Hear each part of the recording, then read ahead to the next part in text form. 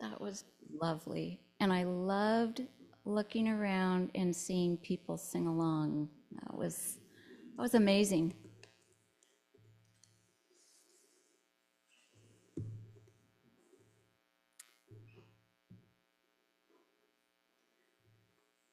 So my reflection today is a story based on a true life event.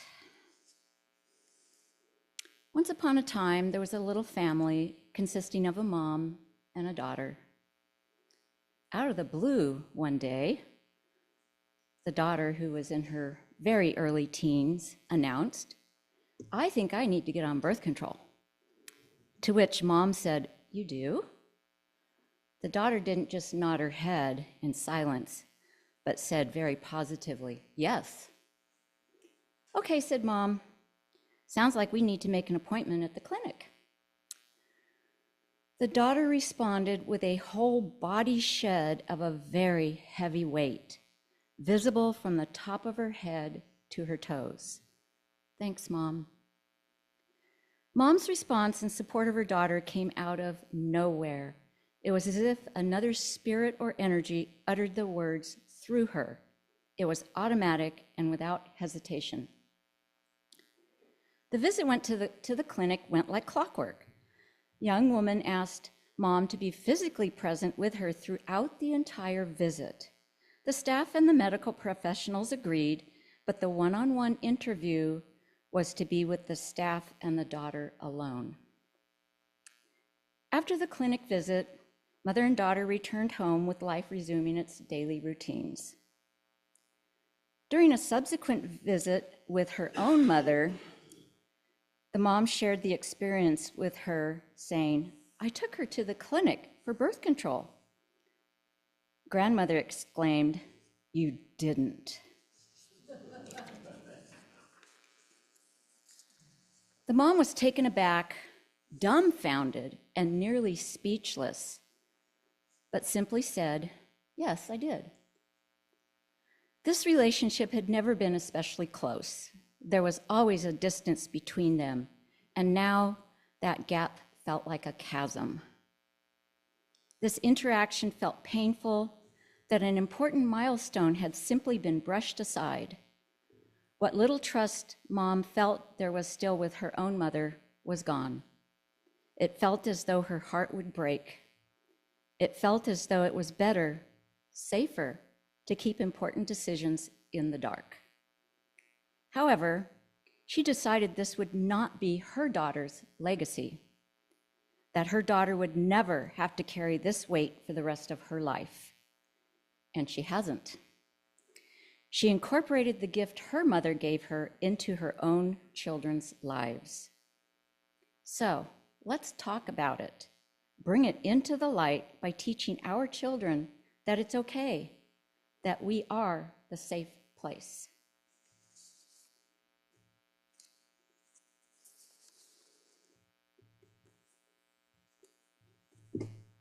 So I chose two readings today because they're both very relevant. The first is by the Reverend Dr. Rebecca Parker, who was the principal of Star King School for the Ministry while I was there. She's a wonderful minister.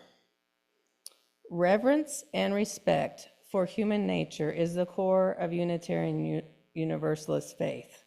We believe that all dimensions of our being carry the potential to do good. We celebrate the gifts of being human, our intelligence and capacity for observation and reason, our senses and ability to appreciate beauty, our creativity, our feelings and emotions.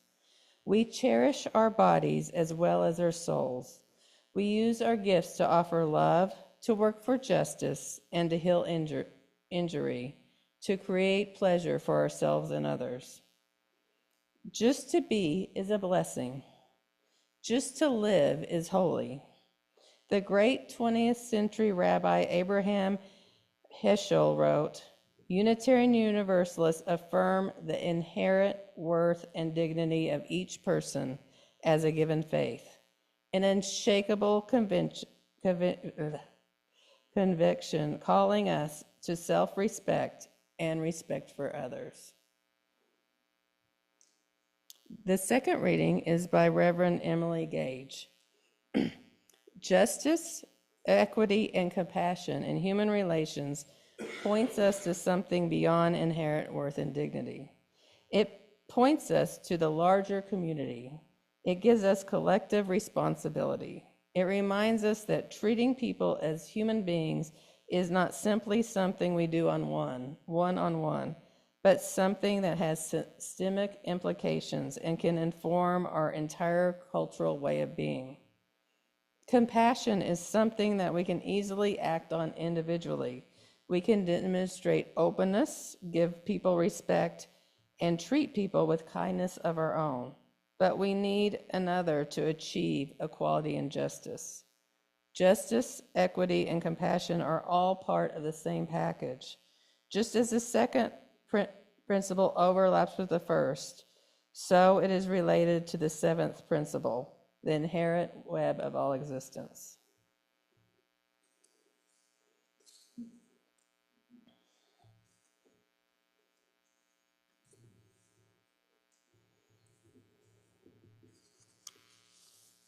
So I thought this was a perfect topic for Valentine's Day. You know, people like to talk about love for Valentine's Day, but what about sex, really? I mean, let's put it out there. Because it's everywhere in our culture. You can't look at a magazine, a movie, an ad. It's always in our face, and we get a lot of messages. Our culture's roots create a lot of shame around sex. Sex is dirty, profane. Sex is only for a few people in certain relationships, and it's not for others. Or sex is cheap and casual. I don't have to go on about this. Everyone knows and sees it. So I thought we'd start. So what does the Hebrew Bible tell us about sex? It's not really good, honestly. So we get this idea that marriage has always been between a man and a woman. But in the Hebrew Bible, there's a lot of talk about men with multiple concubines. Sometimes the heroes of the Bible have multiple concubines. And then there's a lot of disparity about homosexuality. But let it be clear, it's only against relations between two men. There's never talk of two women. And so why is that? So the thought is, the kind of modern thought on this is that during that time, women were considered to be like empty vessels, and the man put the seed in the woman, and it just grew there, and the woman contributed nothing except a vessel for it to grow in. Like, they didn't know anything about DNA. So the woman was the man's property. And so if another man were to lie with her and get her pregnant, it would be like he had stolen the property.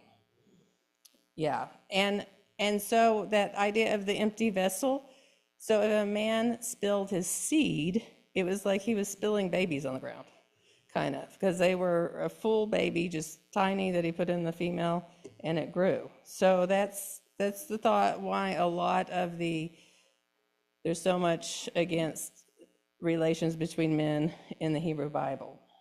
And it's also a lot about a man like being more like a woman, because women were so devalued. So the man was a higher status, so to be like a woman would lower his status. The New Testament doesn't really tell us a lot. At the time of the New Testament, church weddings weren't a thing, it's thought. Like when a young couple, the woman got pregnant, so they'd go have a little family ceremony outside the church, and then they'd shack up. It was like they lived together, but they stayed together. So church weddings weren't common until the 8th century, even though the New Testament was, the books of the New Testament were written between 50 and 120 CE, the Common Era. So that's much later that the church weddings started. And then church weddings were not recognized as a sacrament till the 12th century. So really that idea that you had the wedding in the church and then you got married, that's relatively new, much newer than even the New Testament. So the most common verse out of the Bible that's used in weddings is Ruth 1:16 through 1:17. Where you go, I go. I will go. Where you lodge, I will lodge. Your people will be my people, and your God, my God. Where you die, I will die, and there I will be buried. Romantic? These words were from Ruth to her mother-in-law. And these are the most common words in a wedding. They didn't find like romantic words for a wedding between a man and a woman. There are in the Psalms some really kind of naughty stuff, if you want to look there. But we won't talk about that. So what does our natural world have to tell us about this? As we look at our own truth and meaning and faith, but we want our beliefs to be grounded in the natural world. Like if it contradicts what we see, we think it must be wrong. And so this brings me to a story. And I had these wonderful slides that got gone. Oh, wait. So Malachi, so I do want to say in current Christianity and Judaism, there's a lot of people that aren't looking at those old ideas, that are moving forward with love. And there's also many Christian Unitarian Universalists and Jewish Unitarian Universalists. And this one I very much love, this man here, because he looks like he's very traditional, but he's also embracing love.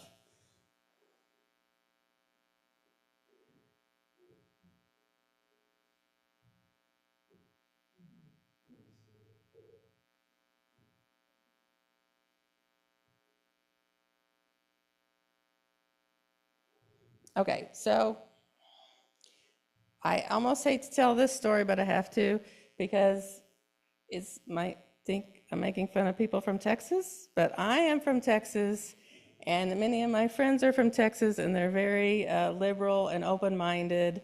So think of me also being from Texas.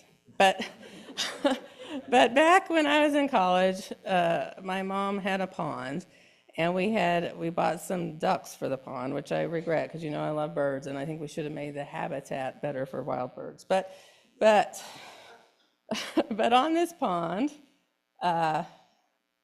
we had these ducks. They were called white-faced whistling ducks, and the female lost her mate.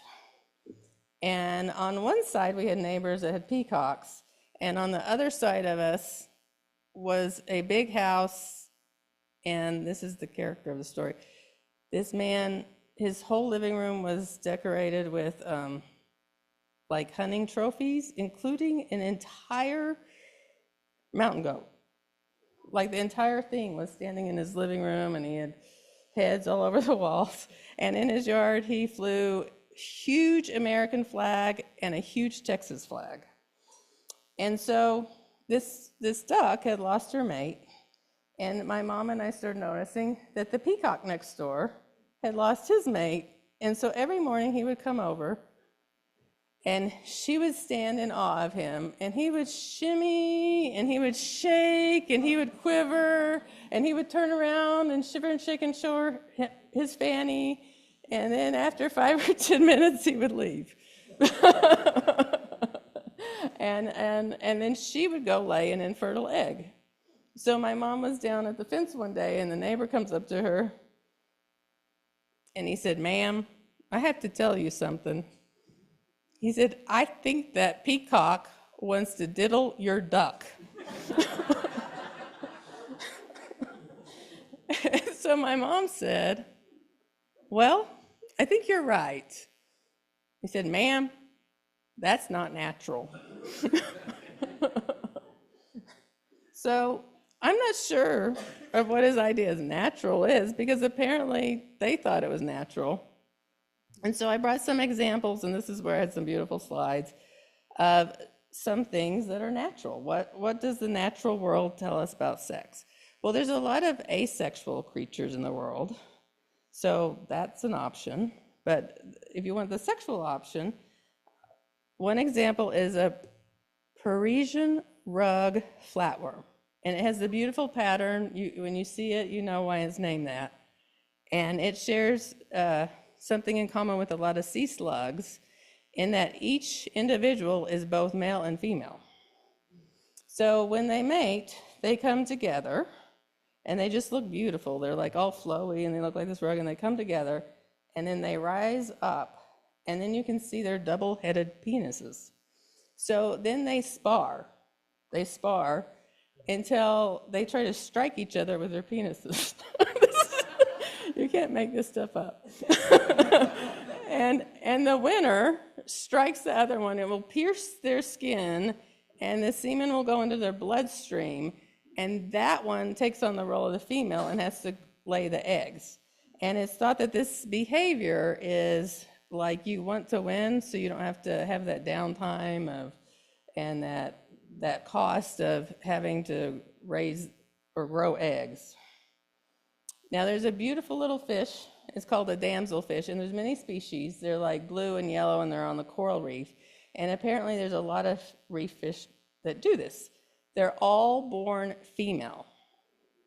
And when it's all females and no males, then like maybe the oldest, largest female will transform into a male over a matter of a couple of months. And like if the male gets killed, then the next biggest, oldest female will transform into the male. So there's the advantage of this, there's more breeding females, there's more fish fry produced. Okay, there's a creature called the naked mole rat, or the sand pup. And it's a rodent, and I picked this because we're mammals, so it's a little closer to home than we think of ants and having like a caste system. So these rats, one female will be the queen, and she will mate with 1 to 3 females, and the rest of the mole rats are soldiers and workers. And they create a tunnel system. I mean, they really remind you of ants because they live underground. And I didn't know this, they're nearly cold-blooded. That's an aside. But the workers are, they call it socially sterile. It's just a social situation. And so this is an example of not everyone reproduces or partakes. But our closest relatives in the wild are the chimp and the bonobo. And for a long time, we know a lot more about chimps, going back to when Jane Goodall researched them. And chimpanzees are patriarchal. They're violent. She was just heartbroken and sad and studying them because she found out they would like have wars or battles, like different troops would fight each other. And they're very wary of strangers, and they defend their territory. Bonobos, and they're patriarchal. Bonobos have an alpha female. They're matriarchal. They live in larger groups, but certain males have high status over some females. But the matriarch is an older female. She's a decision maker, a leader, and she has good relationships with other females. They hunt in groups of males and females hunt together. And they're very promiscuous. Like, you kind of think the chimps make war, the bonobos make love. And they feel like these sexual relationships help social bonding, conflict resolution, reconciliation. And they have, they're very promiscuous, and both the females will have sexual relationships with other females, and the males likewise. And the females interact sexually on average once every 2 hours. So if we got rid of war, we'd have more time for other fun stuff.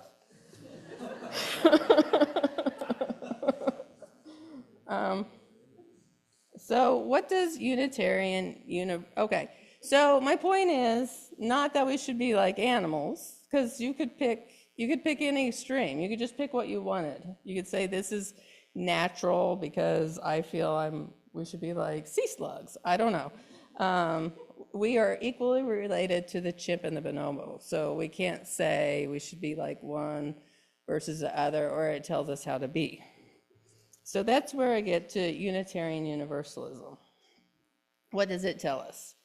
It tells us that we need to respect the inherent worth and dignity of every person, and that we need to look for justice, equity, and compassion in human relationships. So this is a real high calling, because what I hear a lot is it's okay if it's between two consenting adults. But that's a really low bar of respect. Like, oh, they consented, it's okay. That's more respectful than some of the things going on in our society. But a much greater respect would be, how is this going to affect that person? What are the possible consequences of this? How will I take responsibility if this doesn't go well?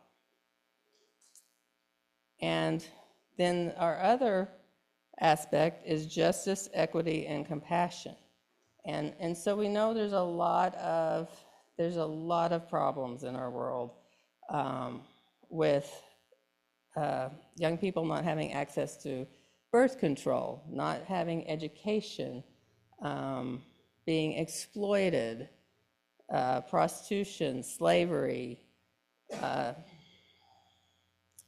people having power over other people, and people discriminating against other people because of their having a different type of relationship. There's so much to be said, and that's part of what is wonderful about being in a community like this is we're saying, if there's love and respect, you're welcome here. Blessed be.